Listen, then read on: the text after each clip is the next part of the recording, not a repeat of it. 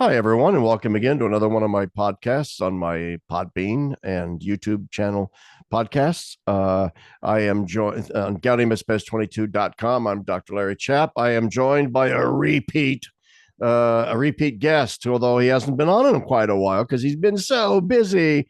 Father Harrison Ayre, the Canadian extraordinaire, who is also working on a doctoral dissertation on Joseph Ratzinger's theology, as well as being the on again, off again host on Clerically Speaking, a popular podcast. Let's. Some of my viewers have been wondering where your podcast has gone to. Yeah, we put an update a couple weeks ago, 2 weeks ago, just after Christmas, just on a hiatus, just dealing with personal stuff and adjusting to some new realities in parish life and everything. I think it's just we needed Yeah. a bit of a longer break than we expected. So, I think what people, it's yeah, people need to understand about doing things like this, because I do a lot of them a too, lot of is work. that it's a lot of work that people might think, oh, how hard can it be? Just sit in a chair and you talk with somebody. But it's exhausting. You talk for an hour or so, and you have to be on the top of your toes mentally of trying to follow a conversation. Then you have to prepare a little bit for what the topic Mhm. is that day, and You have it's to just you have to come up and with it a new splits topic every time. a new It's a lot of work. topic, and also it dominates your focus during the course of a day. So, Yeah. if I say to myself, I got some writing I have to do for XYZ in the morning, oh, but I know I've got this podcast coming up at 1 p.m. It's just on my brain. The whole Yep. time I'm working in the morning, it's like, okay, well, I better hurry up here because in 20 minutes I got to set up for. So, yeah. So I understand why you need to take a break from Clerically Speaking, but I do hope that you and Father Anthony return to it, because it was one of Yeah. the best dadgum Uh, podcasts there Thank was you. Thank you. of Thank you. all times.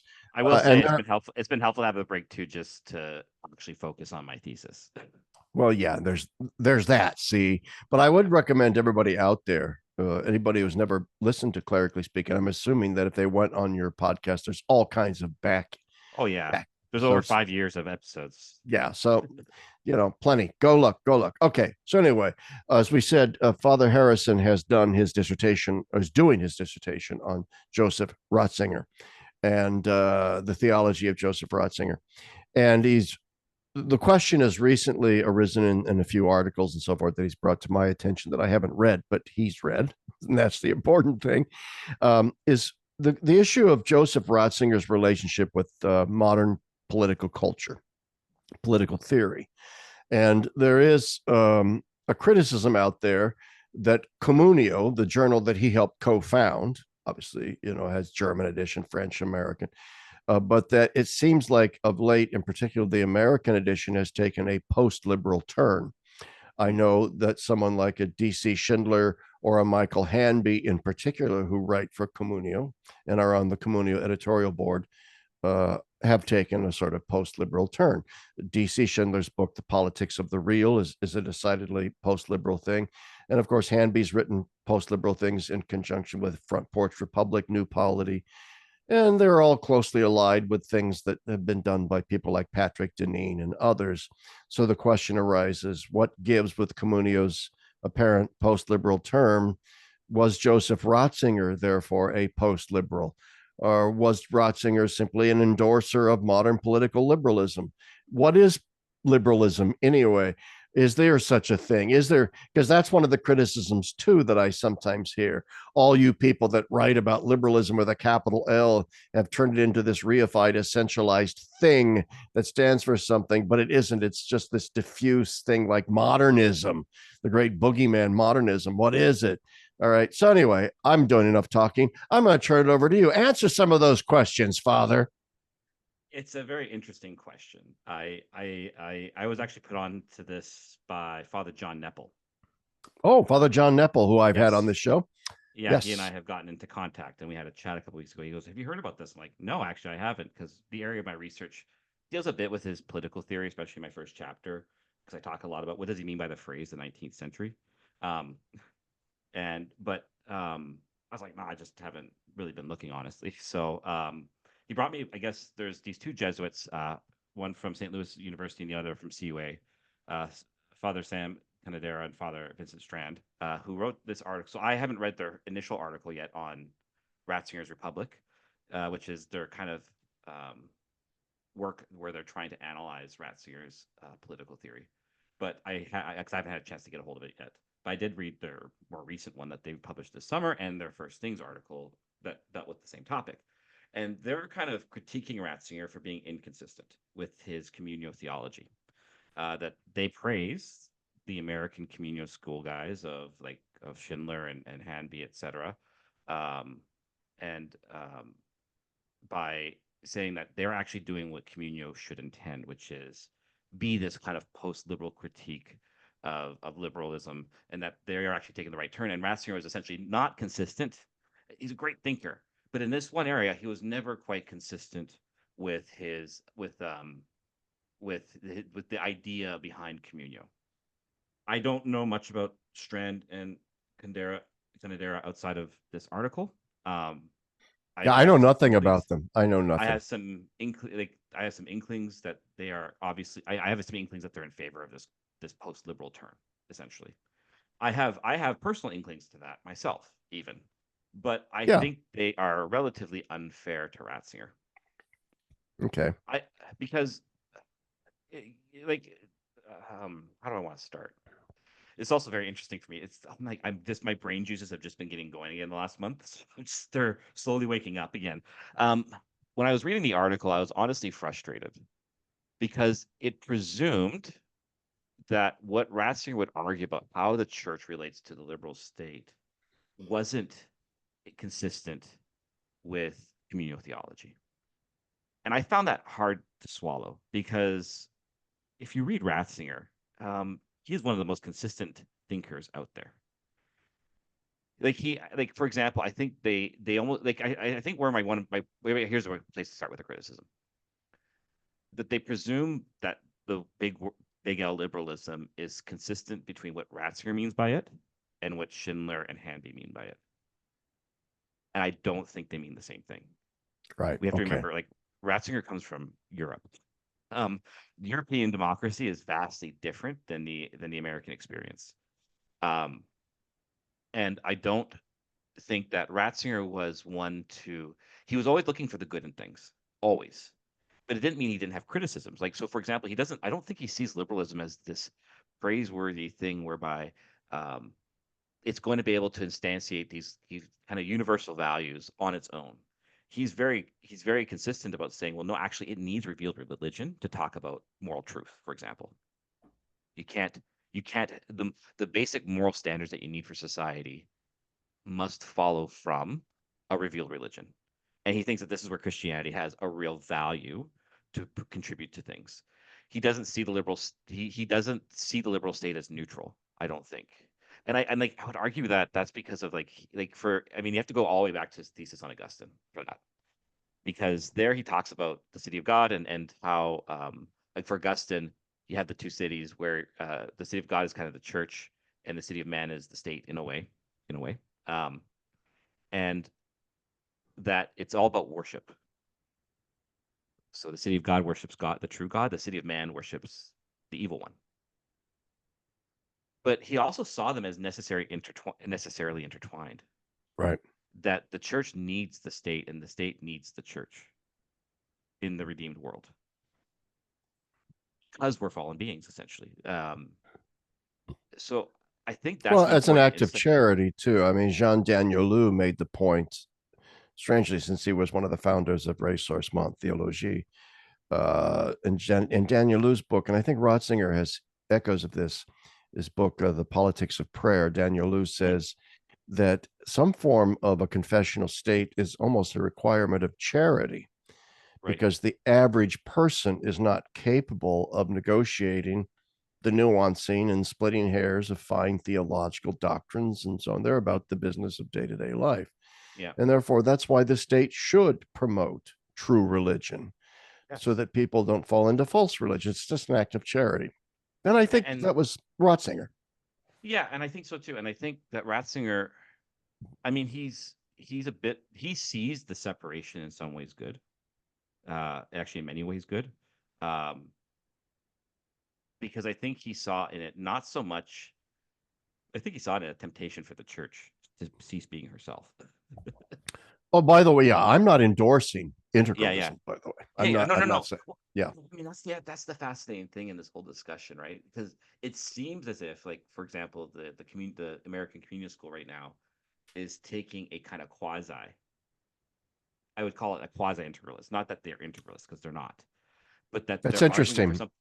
I'm on the There, it fence seems, about that. I have to yeah, talk with, I'm good friends with Hanby and Schindler. yeah, yeah. I think, Well, I and think, I've actually appreciated them because I thought they brought out some good. I think they've helped bring out some of the positive aspects of integralism, where I've been more hesitant towards it in the past, well, because let's put it they're not this arguing way. for they're not Okay, arguing for integralism, let's right? pause a second, Okay, and then we're sorry. going to get back to Ratzinger to sort of set Ratzinger up, which is this. Part of the argument, of course, the whole post-liberal argument is that there's no such thing as a neutral state. And you've already said you don't think Ratzinger believed that the state is neutral. In other words, every state is inherently integralist and confessional. There's so the only question that's really left is what kind of integralist confessional state are you going to have? A secular liberal one, an old-fashioned hard Francisco Franco in Spain kind of integralist, Right, or some other iteration of what we're going on. So we're talking right, about different kinds of integralist understanding of the relationship between the good and politics in a sense. But right, anyway, I'm right. interrupting your flow of thought. So go ahead. Well, my flow's been all over the place. Um, but no, I think this is the thing. So Ratzinger sees a real separation between church and state as necessary for the modern state and for pluralistic society, etc. But Yeah. but I don't think he means I don't know. The way I would look at it is that it doesn't mean like a separation as in like cutting the cord completely, but rather as a relationship of real freedoms, of the freedom of social bodies, right? The social body of the state, the social body of the church, that they both have a freedom whereby they have to, but you have a freedom to interact with each other. You need actually to be separated in a way, but it's not a separation whereby they're absolutely cut off from each other and they have no influence on each other. It's the separation so that real freedom can engage each other. And so for example, in this article, they actually criticize that, saying, well, then that's inconsistent. Ratzinger's notion of the idea of the separation of church and state is inconsistent with the idea that the church should supply the state with moral truth. I'm like, no, it's not actually. If you understand his notion of the church and the state, this notion of separation is rooted in his notion of freedom. And you cannot understand anything Ratzinger writes without understanding his notion of freedom, which is fundamentally rooted in an ontology of relationship. Right. So, So, oh, go ahead. but freedom needs the ability to actually choose and to relate to one another, to reject or to accept each other.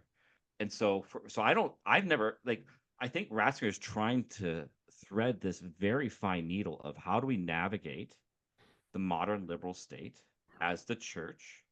What role does the church have in this? And he does see that the church has an absolute authority over ethics over the state, for example, always. I mean, otherwise the church cannot supply the state with this. And that this is the means by which the state can have just a normal functioning day-to-day life. And when the state refuses to submit itself to this, it's actually refusing the grace that even just like on a natural level, it's refusing the grace of the moral truth. And thus actually it ceases to be the state. So you Yeah. see in this, Yeah. what I would argue, the communion notion of the relation. So it's all rooted at this. I mean, it's the problem of nature and grace again. It's all rearing its ugly head all over again, which Oh, is it that is. it's that this notion that, Hang on. yeah, Go ahead. Keep talking. okay, this idea that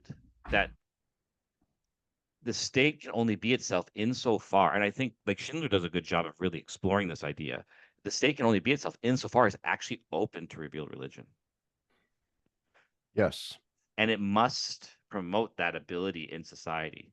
And this is, I mean, I know Communio did a whole issue on Dignitatis Humanae, and that was actually the other interesting thing. Like they almost were presuming on Ratzinger a Murrayite notion of religious freedom.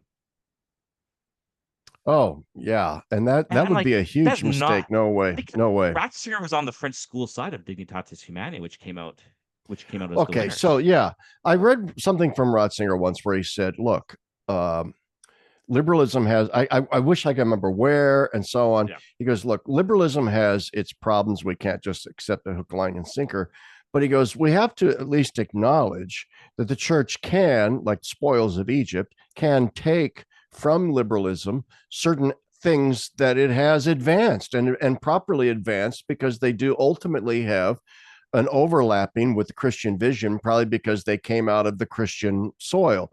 And one of those is the notion of conscience and freedom of religion. Mhm. Okay. And Yep. that we should not be embarrassed to thank liberalism for, you know, had the Enlightenment never happened and so on, and the various political revolutions, the church probably would have eventually hit upon this idea on her own and out of her own resources, I think you would say. But that doesn't change the fact that historically speaking, it was liberalism that did this for us.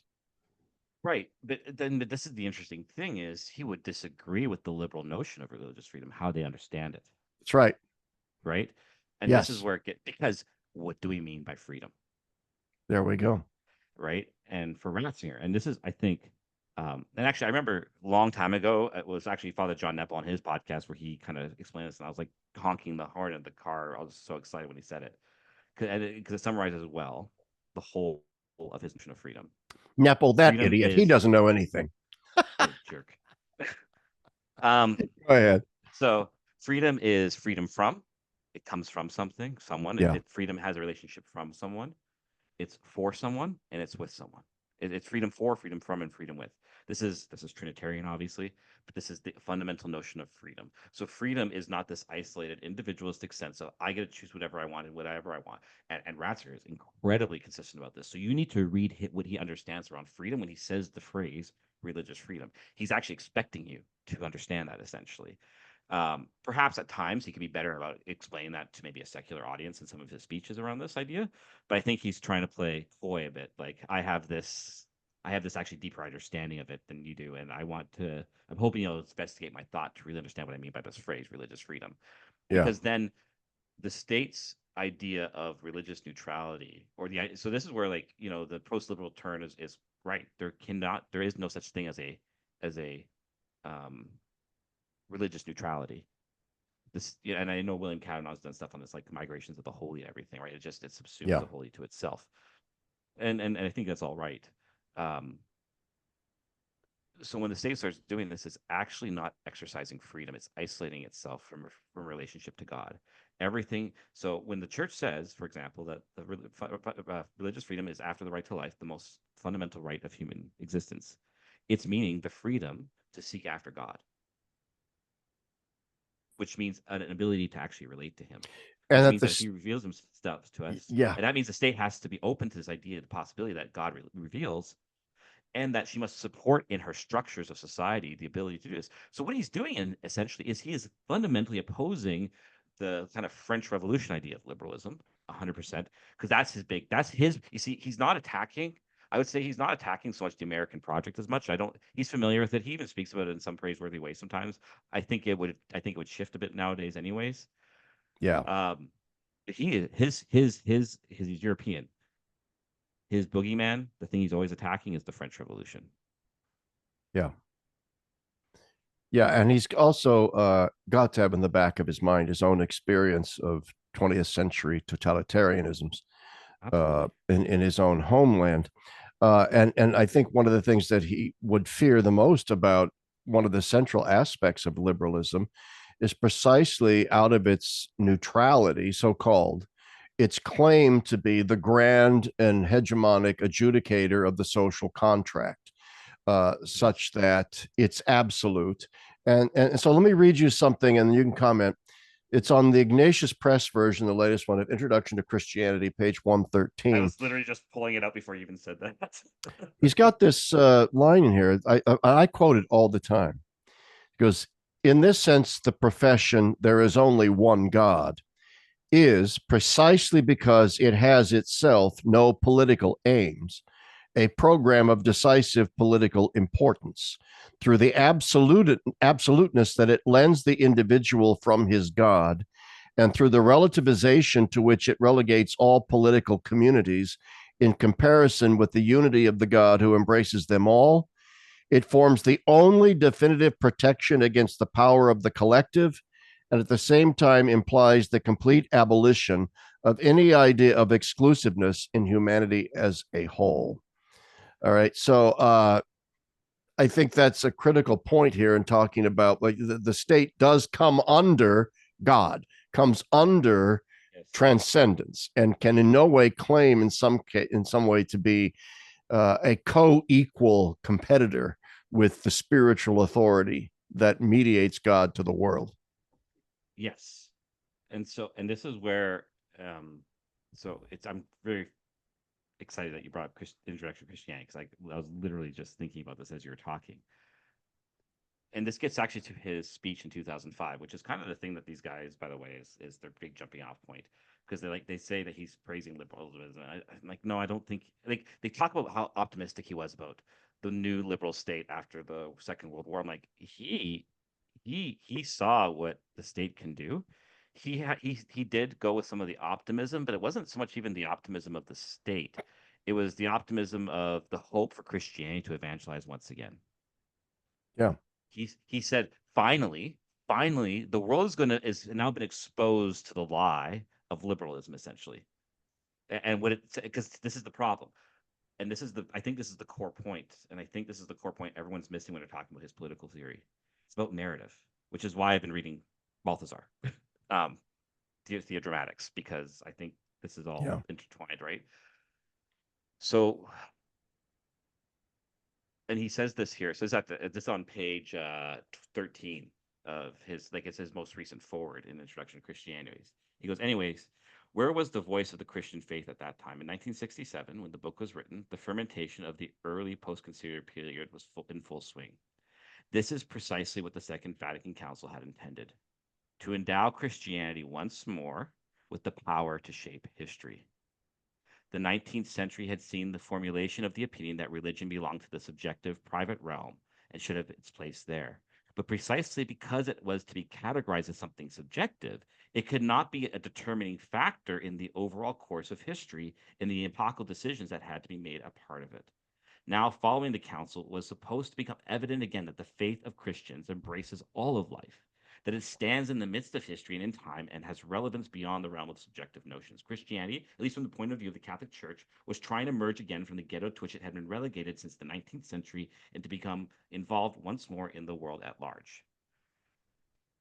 If you want to understand Vatican II, like that paragraph right there is everything. And this is the whole thing. He's saying that the 19th century has brought about a narrative, and by this That's he right. means liberalism in the French Revolution school. He means Darwinism. He means to an extent Marxism, and as a weird kind of child of all these things, existentialism, even though it's more of a 20th century movement. And I would argue that I kind of, A Nietzschean existentialism. yeah, I guess, yeah, you could say that, yes. And then at the heart of all this is materialism, which is the inability for the material to mediate the spiritual.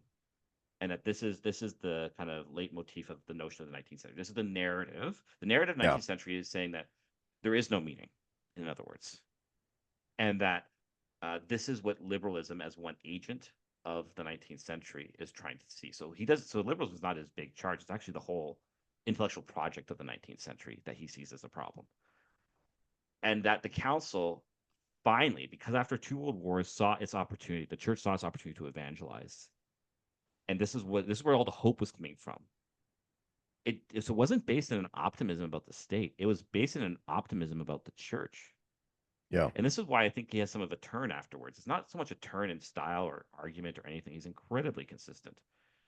It's a turn in perspective of, obviously, things fizzled out after the council and went haywire.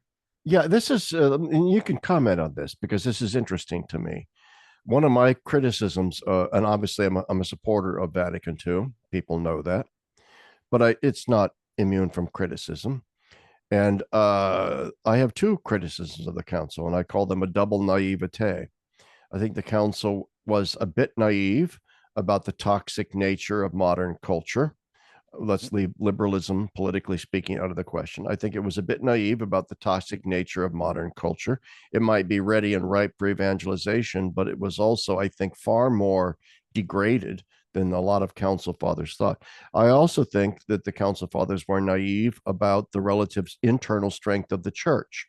Right. All right. And so this is where maybe Ratzinger's optimism strikes me with regard to, okay, the church now, it's an optimism that we can go out and evangelize. And yet, okay, so I'm going to throw this out there, last point, and then you can comment.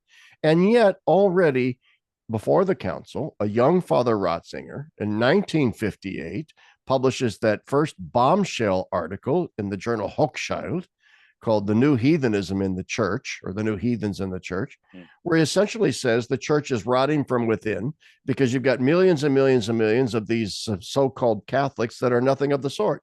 They're Catholics in name only, and they're essentially modern heathens. In other words, he's saying they're thinking like modern culture thinks and not like Catholics. So Mhm. if he's so high on liberalism, why is he so critical of Catholics who have bought into the liberal project, so to speak, Exactly. as new Exactly. heathens? But also, Exactly. then, whence comes this apparent optimism he has going into the council that the church is now on the verge of this new springtime or something? Good point. Let me think about that. I didn't think of it that way before. Because you're right about that article, and it's a fantastic article. Oh, it's Um, great. it's interesting because it takes a very Balthasarian lens on the notion of salvation and the church. Right, that's the few that must suffer for the many to be saved. That's right. That's Which right. is, but that's a whole other part of that. I think it has this. Here's like the Oh, I sociological just situation, and then published. Yeah. Go ahead. but so he was never. Yeah. So I don't. I might have to rethink a bit of my things I was saying about optimism. Well, I've stumped you. I've stumped you No, no, it's then. good. No, no, no. But no, This the is good thing is learning, right? this: No, because I think it's I a good don't point. dis. I don't. It's a I think it's a question good I point. ask myself. I've stumped myself with this because I do think people have identified a Ratzinger at the council that seemed very energized and optimistic that the church could, via this council, really re-energize herself and do things.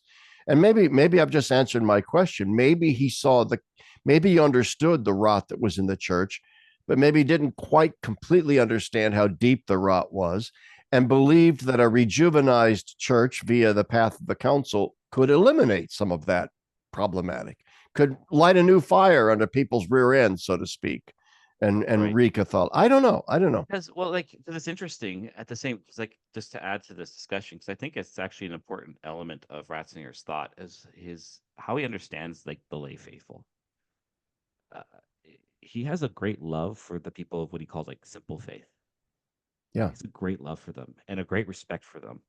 I mean, actually, in his last speech as Pope to the cardinals, he kind of subtly gives them a slap across the cheeks and says the church was at the Wednesday audience. It's the faith of the simple people that's where the church is, which is such a Bavarian thing in so many ways. Like his Bavarianism is such a beautiful thing in his like he's got this great Yeah. mind, but he's got this childlikeness to him that is just it's endearing, right? Well, it's because So he was not born into aristocracy. right. So I wonder if possibly there's a few things at play here. So one is on the level of like the lay faithful, for example. I think even though he saw this heathenism, at the same time he also saw great devotion. Even in the midst of the heathenism, he saw something good there.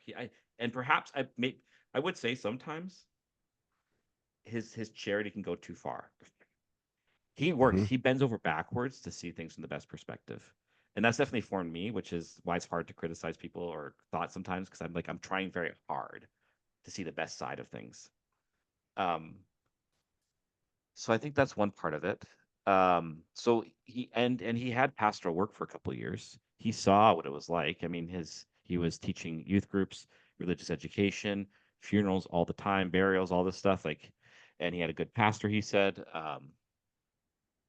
so he he definitely, I think, had a positive experience of the people overall. Even in the midst of his criticisms, I think he saw a positive experience. So I think that's part of the optimism element is that he still had a hope for Christians to do the right thing. Um, on the other side of the optimism thing, I think this is more anything than anything else. It's the intellectual environment he was in. Um, he had a great mentor in Songen who encouraged and nurtured his intellectual abilities.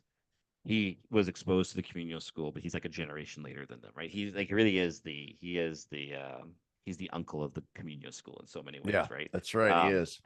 and so he's that second generation, which is actually interesting because he's kind of like the only standing figure in many ways of that second generation community. Maybe John Paul II too, but very different.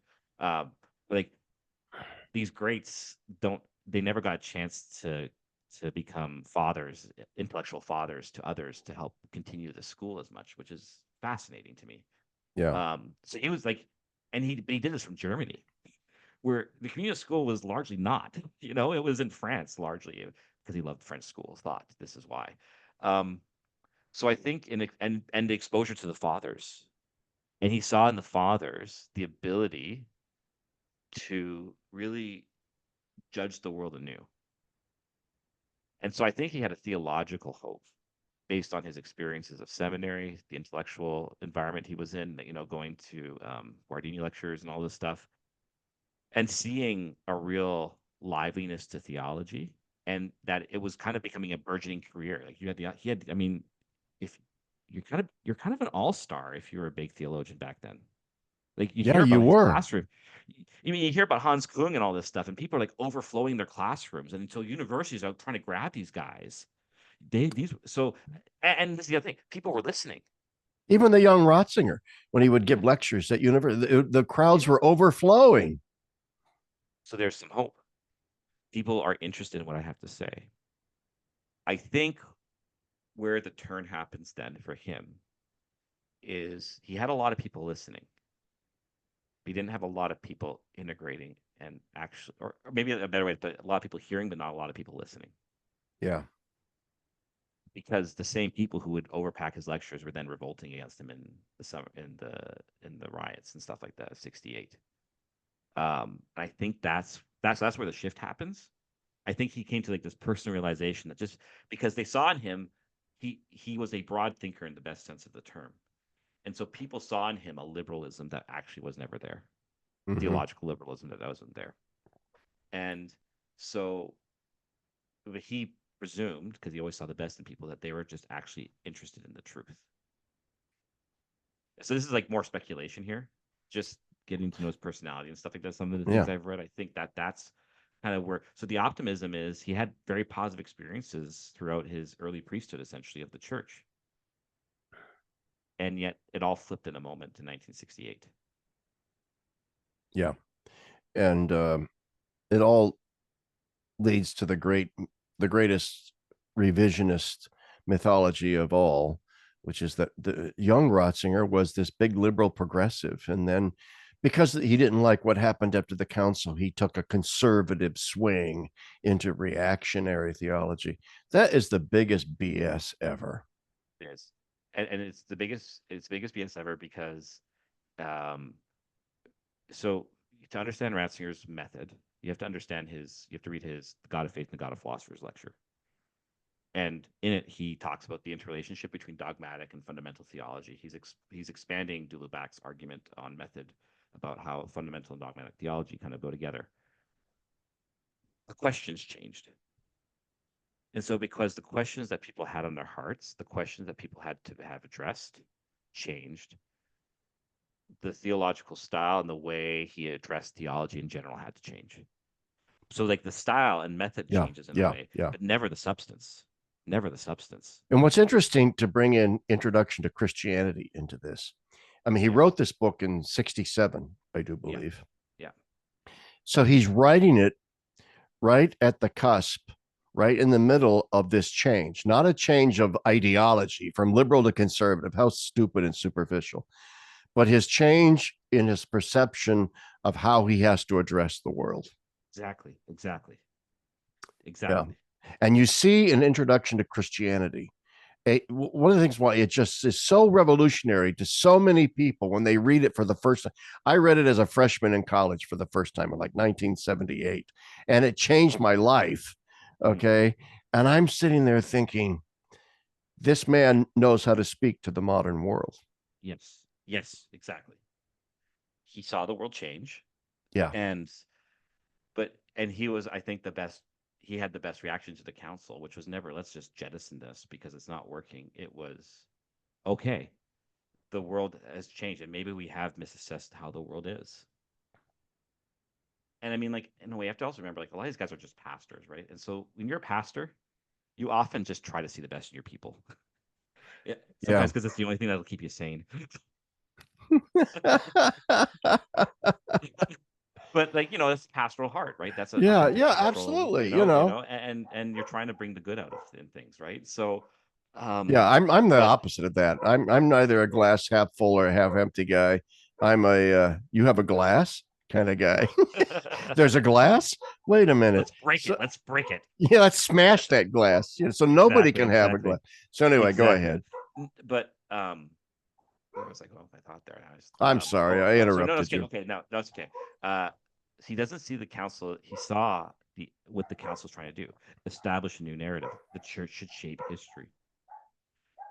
And so now that he saw that the world was changing, it wasn't what he maybe expected it to be. So maybe he made a misjudgment about the direction of the world. He's had to change everything to be able to speak to it still. And Yeah, that's what changed was the world changed, not him. He stood in the same place. The world was revolving around him in that sense. And he just adapted. He changed his he said, okay, now we have to go this direction. I mean, it might be a little simplistic, but I kind of break him down into three epochs, right? Like yeah, up until 1968 or so, he's dealing with the problem of existentialism because that's what he sees. I mean, especially Boltman and stuff like this, he's dealing with all those questions. And then after 1968, it's dealing with um, the changing modern world plus Marxism. And then after the fall of communism in Russia, he's dealing with the question of liberalism, papacy. So yeah, it's interesting because like most of his political stuff comes after 1991, and it's as the head of the prefect of the Congregation for Doctrine of Faith, which means he's using his role in this to speak to the world, to inform them what the church has, that the church has a place to shape it here. And so he sees that the church must have this role in society. He's fulfilling it through his role, and he's yeah. trying to argue with the state to say you actually have to listen to us about some of these things if you really want to be a state. And so it kind of just joins Absolutely. full circle. No, And that then he absolutely. sees Yeah, he sees the council as vital to this project. yeah. He does, and so the I don't know. I have, like I said, I haven't read the article by these two guys you're talking about. But for them to paint him as just somebody who's sort of bought into a John Courtney Murray Yeah. thing just seems to me strike me as, do you understand Joseph Ratzinger at all? Right. Yes. Exactly. Because it seems to be, I mean, like I said, I shouldn't criticize an article I haven't read, but just based on what you've told me, how you could scope out Ratzinger slash friend of liberalism and understand the rest of the entire corpus of his theological career and his theological writings is consistent with that is beyond me. This is the thing. How can you be consistent in everything but this? Yeah, How can you? Okay, perhaps at times he's taking a diplomatic approach of trying to be very careful with his words when he's depending on his audience. But again, he's speaking to a particular audience, so he's going to adapt his words to this. So you yeah, always have to look at the audience he's speaking to. He's speaking to a bunch of secular people. His he's going to be a very secular speech. Um, like his talk with Habermas, his debate with Habermas is which he, by the way, he convinced Habermas that religion actually ought to have more of a role in society than Habermas was willing to give initially, um, yeah, which is amazing. He's going to use more secular tones because he's trying to use their language, and I mean that is a question of method at times. Is that a valid way to do things? Um, but I think he's trying to say, well, yes, but the church has a role. Like you think about even his speeches as pope. Like one of his famed speeches is the one to the Parliament in England, where he talks about the relationship, the role of the state and religious freedom. And it's a brilliant piece that flows from his theological perspective. yeah, Everything he writes flows from his method around the relationship between dogmatic and fundamental theology. and you can't, and if you can't understand that, you're not reading him right, in my opinion. And to understand what an incredibly nuanced and sophisticated thinker that he is, as someone who understands the intellectual genealogy of modernity in and out, and who understands the church's history, and therefore understands a couple of things: that an unbridled atheistic liberalism with an amoral core, so-called value neutral, is a recipe for creating all of the politically demonic nightmares that we saw in the 20th century. Politics devoid of, on the one hand, he sees it. On the other hand, he's acutely aware of the grave difficulties in the church's history by her various strong Constantinian arrangements of established churches. And like you said, he saw the danger to the church of these kinds of arrangements when she began to take on the patina of worldly power and authority. Right. And so to give him credit for being such a complicated and nuanced thinker, that he sees the difficulty in both of those things. And he doesn't even view them, oh, those are the extremes and I'm scoping out a middle. Those are not extremes. Those are simply problematic perspectives. In the midst of certain truths that they might be articulating, they're also deeply problematic in the following ways. So he says, let's try and extract the truths that are in there and see what we can come up with. Now, that's not going to be somebody who simplistically says, hey, let's give 2 thumbs up to liberalism or 2 thumbs down. Right. And I just don't get how anybody could interpret him in these kinds of unnuanced And the qualifications. fact is, liberalism is still kind of the order of the day, Hmm. right? But he's trying to navigate a way for the church to reemerge as a shaper of history. I mean, if this is Vatican, this is. I mean, I may have mentioned it before on your show, but it's like this is the thing I keep on screaming to people why Vatican II is so important. It's about shaping history again, which Yeah, means the church is a player, but the church can only be a player when she understands her role as the sacrament of salvation and all her members as active actors in all of that. that's right. And the Until we pursuing get this, holiness. yeah, yeah. So the universal call to holiness is so vital to Yeah, all this. So especially until the we need get for a this as a lay church, revolution. yes, exactly. So until we get this into our thick skulls as a church, nothing's going to change. Because I would argue, actually, in some ways, he may even see. I'd have to think about this, so I'm just going to this. I may have to correct myself later. We'll see. Um, but I would actually possibly see that he would see even more hope for the church today, in a way, than he would have seen 50 years ago. Why? Because he's seeing the the the cracks and the fissures in the liberal state that you didn't see beforehand. Because what was the answer to World War II? Well, let's just reimagine the state, not let's ask questions. What is the state? And go Yeah, at a let's more just fundamental question. reimagine it in these non-totalitarian ways. Right. Which is itself a totalitarianism. But anyways, he he really is. I think he would see more hope today because those fissures are there. It says the church has more opportunity than ever to Yeah, take her evangelistic role seriously. It is fascinating because I think we are seeing in some ways the fact of that. Like last year, I received 20 people into the church in my parish. This year, we're receiving another 20 people at Easter, including children, wow. right? And honestly, I haven't had time or mental energy to organize evangelical outreach stuff yet. It's just happening.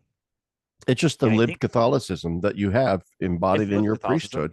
Well, I think there's that, but I think there's also, I think part of it is people are looking out in the world and they're seeing that the meaning that Western liberal democracy has kind of tried to impose as like the meaning of life, life, liberty, Yeah, pursuit of happiness, the kids, the 2 dogs, and the Disneyland vacation every year as the fulfillment of all life.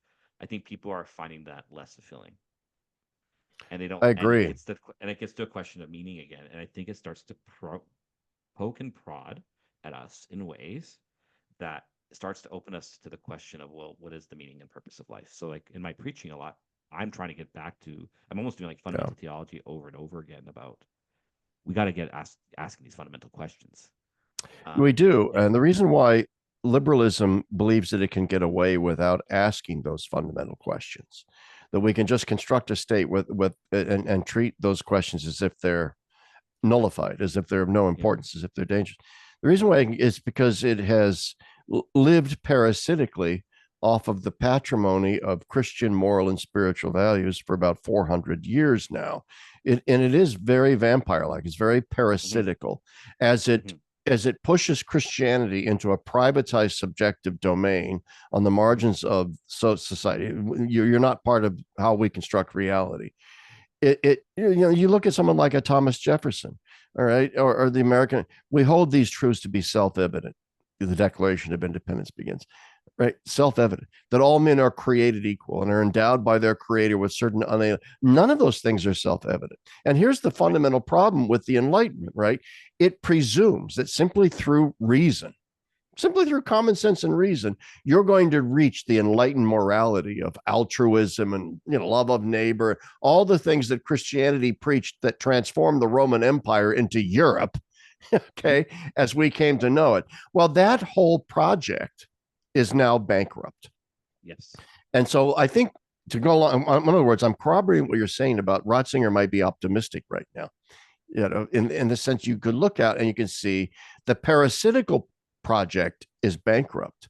And it is now being exposed as the falsehood that it was, that these truths are not self evident, that they are inextricably linked up with the Christian evangel, and that there is only one way to recover these moral truths back into our civilization in order to save it, and that is to return to the Christian evangel.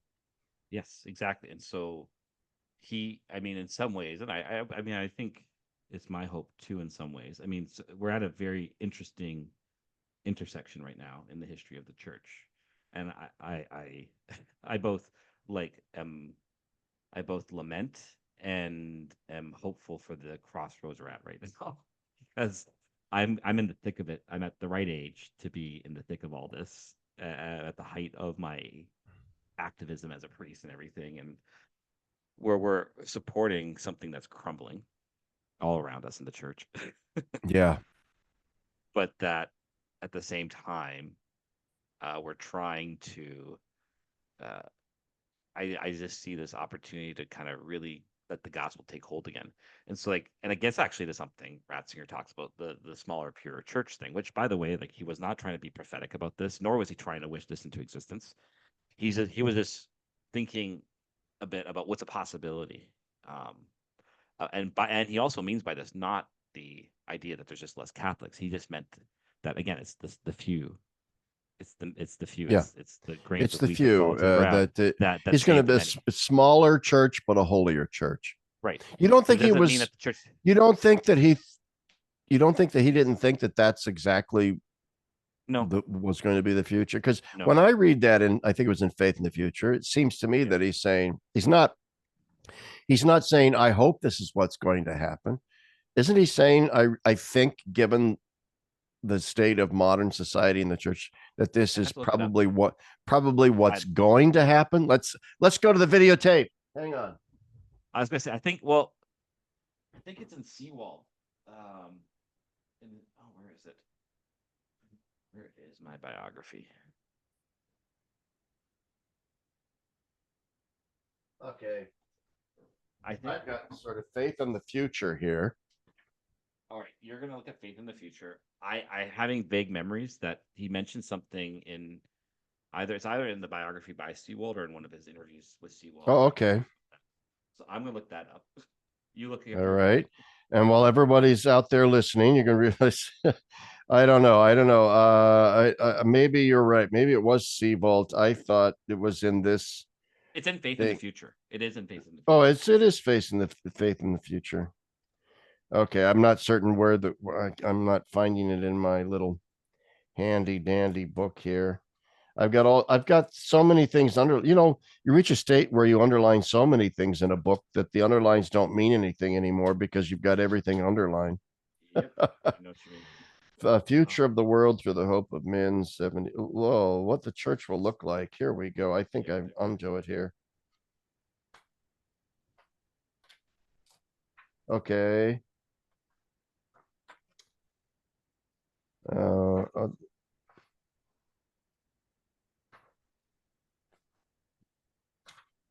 I think The it's future of the church, once again, as always, will be reshaped by the saints, by men, that is, whose minds probe deeper than the slogans of the day, who see more than others see because their lives embrace a wider reality. Okay, that's sort of, he's setting up what's going to be needed are the saints. And so he says, and so this is on page 105.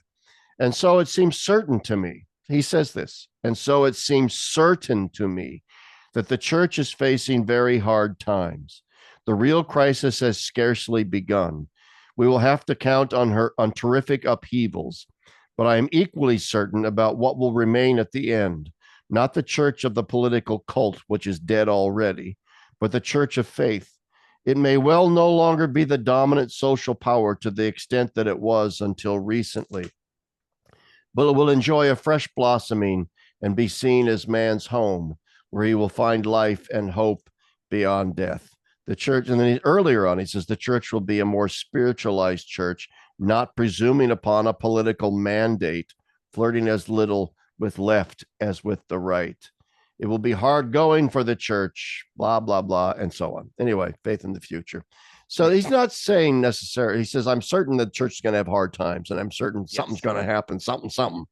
Well, and But you're that's like right. that's He the doesn't flat out say, hey, yeah, we're up in it and it's going to be terrible. He doesn't say that.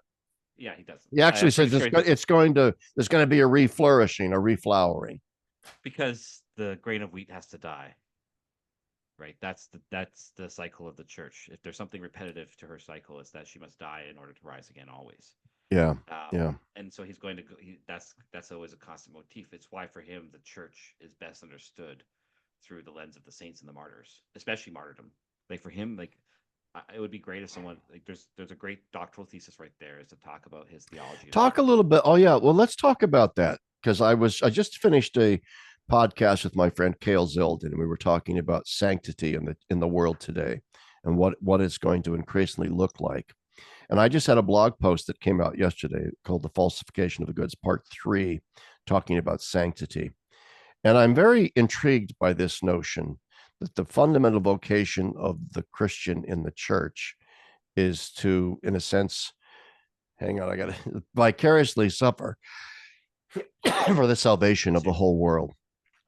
So Yes. maybe you could talk about that a little bit. So for him, the martyrs are always going to be the absolute example of Christian life. He's not saying everyone's going to be martyred, obviously, but he Right. says that at the heart of every, like, I think he does something in one of his pieces. He doesn't, it's interesting. The one area he didn't talk a ton about was actually moral theology. Although he did more as prefect, I guess, a bit, but like in his personal theology, moral theology is never a big thing. But, Wasn't oh, for actually, Balthasar either. I remember now. It's in his letter about the German church and the abuse crisis. He talks about martyrdom there as the essence of the Christian faith, and that's the form the Christian always has to take. And it's all over the place in his writings. He loves that theme, and I think he's right because I mean it's the Christian form. It's the form of the cross, and at the heart of Christian life is a kind of dying to self. This is it for Yeah. him, like this notion of the death and resurrection of Christ being lived out in us is always going to take a particular form in each person's life. And insofar as we cooperate with that, that's how we become a saint. And so there's an obedience. So I think he's very close to a Balthazar on his Oh, notion of the that's, mission gosh, yes, my person. book, Confession of a Catholic Worker, where I'm leaning on Yeah. Balthazar's book, Moment of Christian Witness. I mean, it's the Yes. Ernstfall moment. It is the moment of decisional crisis in which we choose to emulate the cross of Christ.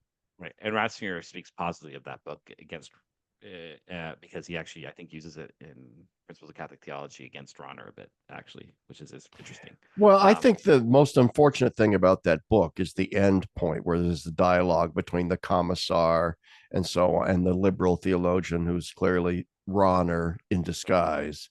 I mean, it's Balthazar at his polemical best in some yeah, ways. and his But that's at punchiness the very end of the book. The rest of that yeah. book is not really a diatribe against Ronner No. at all. No, no, no, no, It no, is no. an extended meditation on the necessity of martyrdom in white martyrdom for most of us, Right. and the cross. So this gets to what we were talking about earlier around the council and universal call to holiness. Yeah. And this is where I feel like and I hold myself in equal account here for it all. How little we've allowed the gospel to imbue our life so that it becomes a totality. And this, I mean, again, what's Ratzinger saying in Introduction to Christianity at the beginning, that what Christianity proposes is a whole way of life. Yes. That there's nothing in your life separated from Christ. The whole life is a participation in this, and that to be in the church is to participate in this fully. Um, and so martyrdom is a vital way because it means a kind of dying to self. It means a yes to a mission that may even mean putting yourself to the side. Yes. That your Oh, person only becomes itself insofar as it dies to self and thereby finds itself. it's kenosis, baby. It's Yeah, theosis through kenosis. Hey, I don't mean exactly. to interrupt, but uh, we're running up against a time when you Yeah. told me originally you had a hard break that you had to sort of you could only I stay can a certain. I have a bit of wiggle room. I'm Oh, just okay. trying to be conscious of my study time. Yeah, okay. That's very good. Well, I wouldn't want to take away from your study time either. But we can go yeah, we've been doing this about an hour, so maybe Yeah, we can go a few more minutes. sure. Well, this is a good So topic to end with, anyways. Martyrdom, right? yeah, yeah. I It's a mean, very, I it's a love very. this. So I'm Go I'm ahead. gonna give a, I'm gonna. So I think this is it. This is the heart of it, and I think this is. I'm still I rack my brain about this every day about how do we help as in parishes in the home, etc. How do we help people come to this realization that to go to mass on Sunday is not just the bare minimum. It's not enough. It's actually the culmination Yeah. of everything, not the start. It's not the only thing you do. It's actually the summation of everything you do. Um, and that it's a hard. So it's like it's why there's needs to be this kind of ability to listen. You have to really. This is where I think Pope Francis is really good on. Actually, Oh, is he's not great only on it. He just on doesn't this follow notion through of on it. this listening, this closeness, this accompaniment is actually quite essential. And I would think Ratzinger is someone who actually lived this quite devoutly. Um, but I'll hint at a bit from my conclusion to my thesis with this. I'm going to hint Yes. because I want to be careful to not broadcast it too much.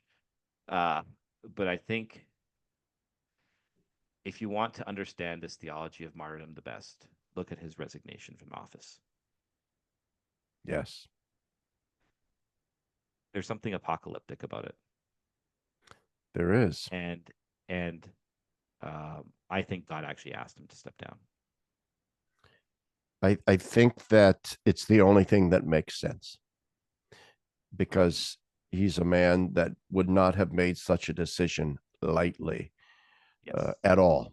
At all. It's not like he said to himself, this job's getting kind of away from me and I don't like doing it anymore. I'm getting kind of old and this damn thing's killing me. So I'm out of here. See you later, guys. No, that's if not you what it's want, something far more what profound happened.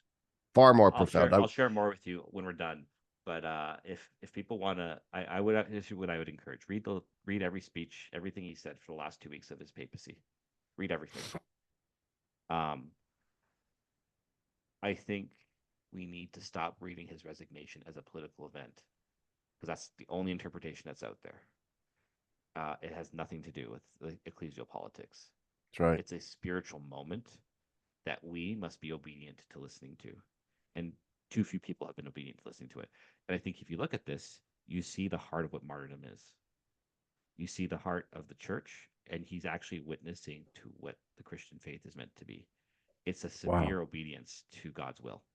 You and I are so much on the same wavelength. I'm not going to toot my own horn here, but in 2013, right after he resigned, I just made a stupid Facebook post of 2 or 3 paragraphs long in which I talked about why he resigned. And the upshot of it was this: that his resignation was not an act of cowardice, it was not an act of betrayal, but it was an act of the deepest and greatest charity. That it was the act of a Christian saint and a martyr. Uh, and it was actually then it went viral, it was picked up by Chicago newspapers, and I was interviewed on the radio. Once again, I'm not saying that in order to toot my own horn or look, but to point out how profoundly I agree with you and that I've been saying it for 10 years, going all the way back to the beginning, that people are getting this wrong. They're getting his resignation wrong. Yes. Right. And And they're just as often, they got him wrong his whole life. yes. And it's sad because essentially a lot of times I read it as, well, I'm just not happy with Pope Francis, so I'm really mad at Benedict for stepping down. Yeah. And I think that that's grossly unfair to a man who has been, who he never got to do what he wanted to do with his life. You know, the phrase of Saint Peter, like a belt will be wrapped around a waist and you'll go where you do not want to go, kind of defines his whole life. All he ever wanted to do was stay in his beloved Germany, surrounded by his books, and to be an academic and a Yeah. professor and publish theology stuff and live that life. That's all. Then all of a sudden, he gets called to be a bishop, and then a cardinal, and then he turned down the offer, the request from JP2 to be head of the DDF twice until John Paul ordered him to do so. Yeah, and then he gets But elected pope.